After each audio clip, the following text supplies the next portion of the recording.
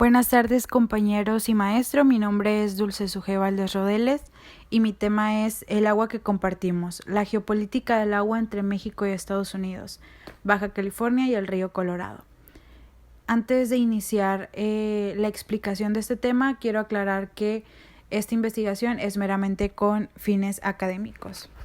Para dar inicio, primero hemos de explicar qué es la geopolítica del agua o cuál es la importancia de el agua en la geopolítica. El agua, al igual que el resto de los recursos naturales, ha sido y es uno de los factores más importantes a tomar en cuenta cuando se habla de geopolítica. Para entenderlo mejor, primero voy a explicar la importancia del agua para los estados. Dentro de la lectura geopolítica, geoestrategia y liderazgo que abordamos durante el semestre, se habló de que las grandes culturas de la antigüedad se asentaron en áreas geográficas que le permitían desarrollarse adecuadamente. Si el espacio geográfico les resultaba insuficiente para su supervivencia, conquistaban otros territorios y los anexaban al original. De ahí entonces que los terrenos fértiles, la vecindad de los ríos, el acceso al mar, los accidentes montañosos de interés y el control de las rutas comerciales se convirtieran en objeto de la política del Estado primitivo y por supuesto también de los estados contemporáneos. Lo que significa que el agua como recurso permitió el desarrollo de las grandes naciones y posteriormente de los estados que hoy conocemos. El agua, además de ser un recurso vital para el ser humano, también lo es para el desarrollo de toda actividad económica. No obstante, también es sinónimo de conflictos, probablemente hoy más que nunca. Es sinónimo de guerra de poderes, de una lucha por la supervivencia y riqueza. Sin embargo, la falta de acceso a este líquido vital es motivo de desigualdad, pobreza e injusticia social, lo que también genera una línea más de separación entre los países desarrollados y aquellos que aún se encuentran en vías de desarrollo. Lo anteriormente mencionado abre paso a la incertidumbre y nos hace preguntarnos, ¿por qué se dice entonces que las próximas guerras serán por agua? Según datos de la OMS, más de 1.000 millones de personas no tienen acceso al agua potable, lo que los condena a la pobreza y limita sus oportunidades de desarrollo. En un escrito realizado por Bernardo Quagliotti en 2008, este nos habla de un nuevo factor característico de las guerras del agua, las presentes y las futuras, donde los grandes conglomerados luchan por apropiarse del recurso y hacer negocio a través del llamado mercado de la sed. En el libro Oro Azul, publicado en 2002 por la autora Barlow, escritora y cuentista política canadiense, en sus palabras nos dice: antes de que nosotros nos diéramos cuenta de esta crisis del agua, las corporaciones transnacionales ya lo habían previsto y formaron un cartel para apropiarse del agua. Y añade también que es el Fondo Monetario Internacional quien presiona a los países que padecen una crisis monetaria y económica para que, entre otras cosas, privaticen el agua como condición para liberar los créditos. También tiene una gran influencia en la definición de los acuerdos internacionales de comercio, como la proyectada en el Área de Libre Comercio de las Américas, ALCA, o la Organización Mundial de Comercio, para que las pretensiones de estas transnacionales queden incluidas en los acuerdos. Para dimensionar lo que implica el llamado mercado de la sed, tenemos las palabras de Chris Middleton, director de la consultora australiana de marketing de bebida Fountainhead, quien asegura que en cuestión de 30 años el agua embotellada ha pasado de no ser prácticamente nada a ser la segunda o tercera mercancía que más dinero mueve en el mundo, después del petróleo y el café. La geopolítica del agua hoy en día va más allá del dominio de ríos y mares, pues como ya lo vimos, en este mundo globalizado son las transnacionales las que juegan un papel más importante al momento de buscar el dominio de este líquido vital. Entonces, podemos entender que el agua como recurso geoestratégico por parte de los países desarrollados implica un mayor poder de coerción y dominio sobre aquellos países en vías de desarrollo, manteniéndolos en un estado de sumisión y ralentizando, valga la redundancia, su desarrollo y crecimiento económico. Las problemáticas del agua están presentes en todo el mundo. Hay regiones con más abundancia de líquido que otras. En el caso de América Latina, nos encontramos con que esta región cuenta con grandes reservas de agua, por lo que se han presentado diversas situaciones conflictivas y de malestar social, pero que a su vez han servido para delimitar los intereses de aquellos actores que están inmersos en el conflicto, como los organismos internacionales, las empresas transnacionales y aquellos países desarrollados que han agotado o contaminado sus reservas. Para efectos de este estudio, nos moveremos hacia el norte de la región latinoamericana, hacia los límites que comparten México y Estados Unidos, en la frontera entre Baja California y California, pues es en esa zona donde se encuentra un río internacional que ha sido factor clave para el desarrollo social y económico de la región fronteriza. Y es a raíz de esta agua compartida a través de ese río que ambos países han tenido que desarrollar una vasta legislación internacional a través de actas, tratados y convenciones que les permiten a ambos hacer un uso adecuado y equitativo del recurso hídrico. Las aguas compartidas siempre han constituido un posible motivo de competencia y rivalidad, aunque también de cooperación y reparto equitativo. En el caso de México y Estados Unidos, los ríos internacionales que comparten siempre han sido un tema prioritario en su agenda binacional, pues han sido estos ríos los detonadores para el crecimiento y el desarrollo de las ciudades fronterizas. Como se mencionó con anterioridad, nuestro estudio de caso es el río Colorado, el cual cruza los estados de Arizona, California, Utah, Colorado, Nevada, Nuevo México y Wyoming en Estados Unidos, y Baja California y Sonora en México. Una de las razones más relevantes de por qué el río Colorado es importante para ambos países es que este permitió el desarrollo de importantes valles agrícolas, en el caso de Estados Unidos el Valle Imperial y en México el Valle de Mexicali, siendo este último el tercer valle más importante del país. Como históricamente los ríos internacionales han sido tema de interés para ambos países, el reparto de este líquido vital se encuentra regulado a través de un tratado de aguas, el cual fue firmado en febrero de 1944, y en él se estipularon las cantidades de agua que les toca a ambas partes, además de los proyectos de infraestructura a realizar para una mejor distribución del recurso. Asimismo, fue con este tratado que nació lo que hoy se conoce como la Comisión Internacional de Límites y Aguas, entre México y los Estados Unidos, por sus siglas SILA, la cual está facultada por ambos países para diseñar, construir, operar y mantener la infraestructura necesaria para cumplir con las derivaciones de agua asignadas. La SILA tiene también la facultad de emitir actas que permiten llevar a cabo acciones en conjunto por ambos países para dar solución a los problemas que van surgiendo. La relación bilateral de México y los Estados Unidos en materia de aguas ha estado siempre respaldada por el derecho internacional, y ha sido este el que ha permitido a México actuar hasta cierto punto en igualdad de condiciones al momento de llegar a acuerdos sobre la distribución del recurso. De hecho, en palabras del Dr. Samaniego López, plasmadas en su libro Ríos Internacionales entre México y los Estados Unidos, los tratados de 1906 y 1944, nos dice que plantear que el país más fuerte nos impuso sus criterios al más débil, en circunstancias como las actuales, eso fue en el año del 2005, puede resultar hasta un tanto ingenuo. Para el caso, México logró negociar con Estados Unidos en condiciones de cierta igualdad a pesar de la gran diferencia demográfica, económica y en particular del contraste en cuanto a la tecnología hidráulica. Esto no quiere decir que no surgieran conflictos ni intentos de abuso por parte de nuestro vecino del norte, pero México siempre supo reaccionar y respaldarse con los principios del derecho internacional. Para el caso, los tratados de aguas celebrados por México y Estados Unidos marcaron la pauta para el resto del mundo en cuanto a los principios utilizados para la distribución del recurso hídrico compartido a través de los ríos internacionales.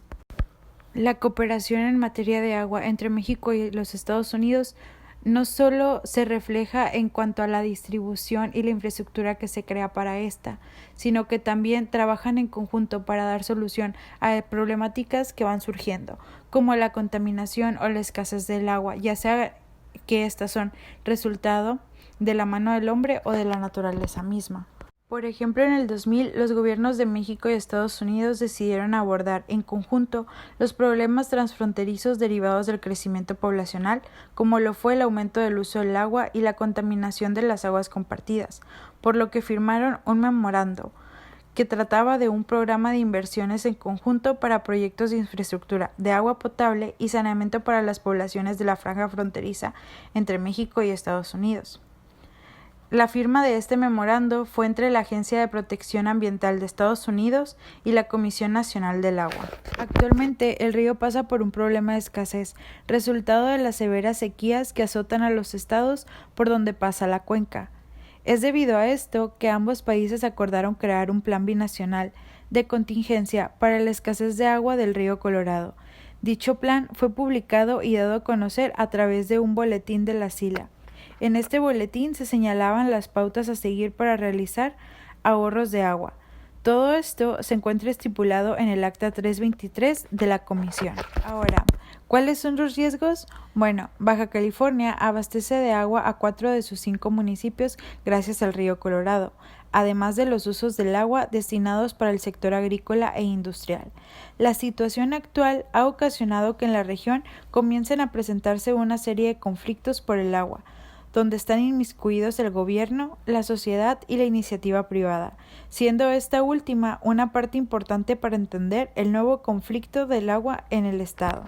Las tensiones sobre el agua en el estado no son recientes, pero fue en el año 2016 cuando éstas llegaron a su punto álgido, debido a que por iniciativa del gobernador Francisco Vega, el Congreso del Estado aprobó la Ley Estatal de Aguas, donde se planteaba la privatización de las empresas públicas del agua, estableciendo con ello el encarecimiento y la liberalización de las tarifas del servicio. Como resultado de esto, la sociedad salió a marchar en protesta, logrando que la ley se abrogara en el año 2017. No obstante, la lucha continúa, sobre todo en la ciudad de Mexicali, pues la instalación de la cervecera Constellation Brands atenta contra los derechos del agua de los ciudadanos. En este caso, han sido las consultas ciudadanas las que han frenado los avances de la empresa. En el estado, aparte de los intereses de la cervecera, se encuentran los intereses de 3 grandes proyectos, las desalinizadoras de Rosarito, San Quintín y Ensenada.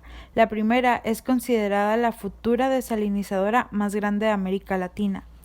Pese a que la ley de aguas estatal fue revocada, esta permitió que se sentaran las bases para la construcción de estas plantas, bajo el esquema de asociación público-privada, endeudando con ello al Estado por casi 40 años. Las empresas que participan en la construcción de estas desaladoras son Suez Environment, Consolidated Water, OHLGS, Inima y RWL Water, entre otras. Las empresas transnacionales forman hoy en día uno de los conclaves más importantes dentro del sistema internacional. Tanto así que hay investigadores que incluso afirman que éstas pueden crear su propia política exterior. En materia de agua, el mercado se encuentra controlado por menos de 10 empresas transnacionales, ocupando el primer lugar Veolia y Suez Environment. Esta última es propietaria de Digimon, compañía encargada de la construcción de la desaladora de Rosarito. Aunque se dice que el principal objetivo de las desaladoras es ayudar a la región para mitigar el impacto de la escasez de agua, la realidad muestra los intereses que se tienen por hacer del recurso un negocio. De hecho, antes de la Ley de Aguas ya se planeaba la construcción de las desaladoras. Incluso la SILA en su Acta 319 lo mencionaba como un proyecto de nuevas fuentes de agua para beneficio binacional. La binacional desaladora de Rosarito. ¿Cómo o por qué? ¿Por qué un beneficio binacional? Bueno, California se encuentra atravesando una severa crisis de agua desde el 2012. Cabe destacar que California se considera como la 6ª economía global y que su PIB es 2 veces mayor que el de México. Es debido a esto que ha emprendido la búsqueda de fuentes de agua alternativas para garantizar su seguridad hídrica en la región, siendo una de sus posibles fuentes, si no es que la principal, el estado de Baja California. En este top de empresas que controlan el mercado de agua se encuentra también la transnacional ITT Corporation, que es estadounidense, la American Water Works Co., Bechtel and United Utilities, que es de alianza estadounidense-inglesa, entre otras. La característica de estas transnacionales es que se consideran multiservicios, pues constituyen y operan infraestructura de todo tipo, ya sea energía, transporte o telecomunicaciones. Estas empresas controlan de cierta manera el crecimiento urbano, la producción agrícola e industrial, los recursos, etc. Esto lo logran a través de la convergencia de redes de agua, gas, transporte, telecomunicaciones, entre otros, que ellos mismos operan. También, su influencia económica es tal que logran hacerse espacio en los organismos internacionales encargados de generar políticas públicas en materia de agua. Las aguas nacionales se encuentran reguladas por el artículo 27 de la Constitución Política Mexicana. Sin embargo, después de las reformas sufridas en el 2013, el artículo abre la posibilidad de la iniciativa privada de hacer uso de los recursos naturales de la nación si el legislativo así lo decide. Las concesiones serán otorgadas. No obstante, también establece que la nación tendrá en todo el tiempo el derecho a imponer a la propiedad privada las modalidades que dicte el interés público. En resumen, tanto la Ley de Aguas nacional como la estatal, que se adapta a las necesidades de la región, tiene como base el artículo 27, pero sobre todo deben de tener en cuenta el artículo 1, donde se establecen las garantías de preservar y proteger el derecho humano de los mexicanos, siendo el agua uno de ellos. Con 19 votos a favor, el Congreso local avaló el dictamen mediante el cual se crea la Secretaría para el Manejo, Saneamiento y Protección del Agua.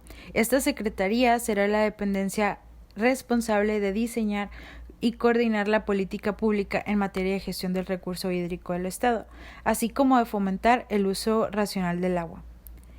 A esta secretaría se le suman las facultades de formular y promover nuevas fuentes y sistemas de abastecimiento de agua, así como gestionar ante la Federación y los municipios la celebración de concesiones y asignaciones para la exploración, uso o aprovechamiento de las aguas nacionales en cantidad y calidad.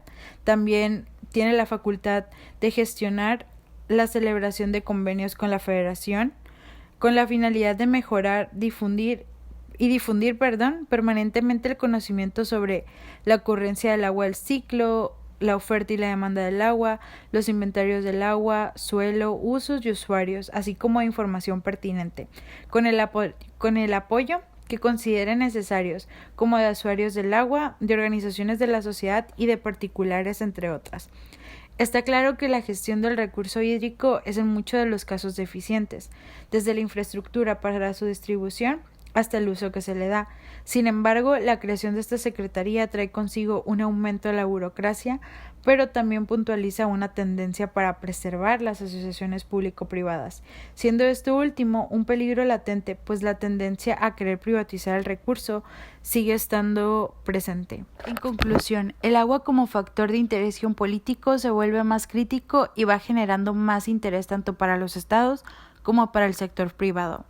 Fue en 1995 cuando Ismael Serajeldin, vicepresidente del Banco Mundial, dijo: si las guerras del siglo XX fundamentalmente se libraron por el petróleo, las del presente siglo se combatirán por el agua.